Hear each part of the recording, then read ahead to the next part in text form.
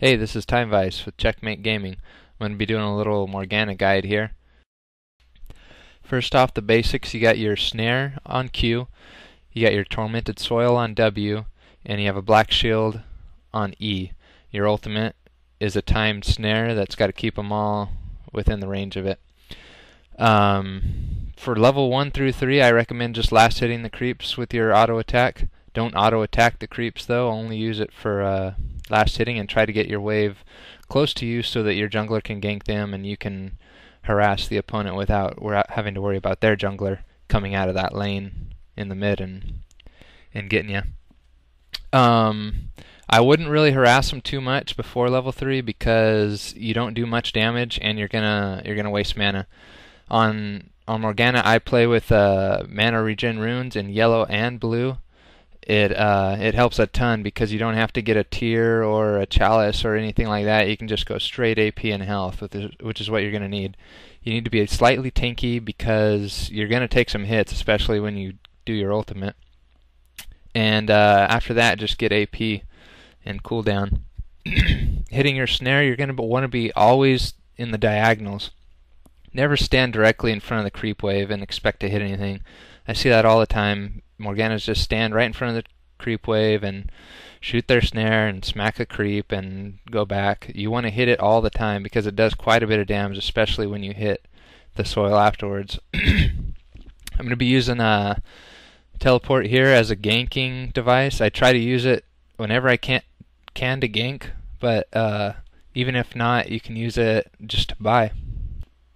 It's especially useful when you got a jungler doing dragon and you got a ward down there, and a lot of times you're going to need to get down there for a team fight, and having the top lane there can make the difference. It ends up being a 5 versus 4. And you'll notice in a lot of these snares, the people are moving. You got to lead them or anticipate where they're going to be. As you can, well, she's stationary there, but use the bushes to your advantage and use walls to your advantage whenever possible. Stay in the brush or off to the side. You'll see here I shoot it in between the two creep waves just in hopes that he'll be there, and it turns out he is.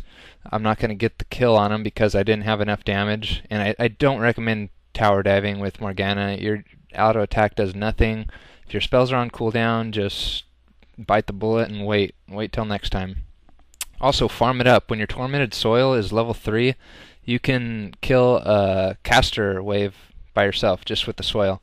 And also, these wraiths are an excellent way to get some gold and experience really quickly. They go down super fast. So take them and the wolf's camps whenever you can, just to get a little bit of an edge, you know. As far as your Black Shield, it blocks things like taunts at any level. At level 1, you'll block a taunt, you'll block Singe Throw, stuff like that. But if they have an Annie or a Cassidon, you're going to want to get a couple levels of that because it won't block the silence or the stun unless it's high enough to block the damage. So if you only have level 1 and Annie drops Tivers on you, you're going to get stunned anyways. In their base, you can see you can reach, as long as you have vision, you can reach the people inside, and it's a good sieging mechanism to whittle them down a bit. And you'll see here it actually goes a little bit further than the thing indicates, so you can just shoot it and hope. Here I'm just going to shoot it blindly and hope. You'll see it stop if it hits something in the dark, but there was a miss. But it's worth a try. It's not too much mana, and once you have mana regen runes, you really do not have to worry about it at all. Okay, now the important part, team fights. And you pretty much always want to have a Zhonya's, in my opinion anyway. Some people don't use it, but I really always like it. You want to get your shield on the carry, preferably before something like Warwick ults. I didn't there. And then you want to ult in the middle of all of them and hit your Zhonya's. And that's going to defend you from damage while your ult finishes its timer. And you see there, I mean, this is a solo queue game. Mordekaiser was farming top, so we basically won a 4 versus 5 there pretty much because of the Morgana ult. And that is pretty common. If you can get that ult to go off, it is a game changer, especially if you hit all 4.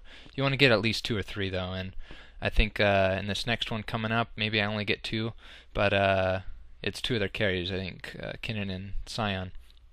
There I missed Tarek because he was slowed.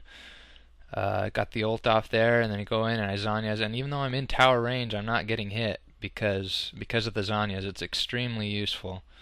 There I think I put the shield on myself just so I can get in there without getting stunned.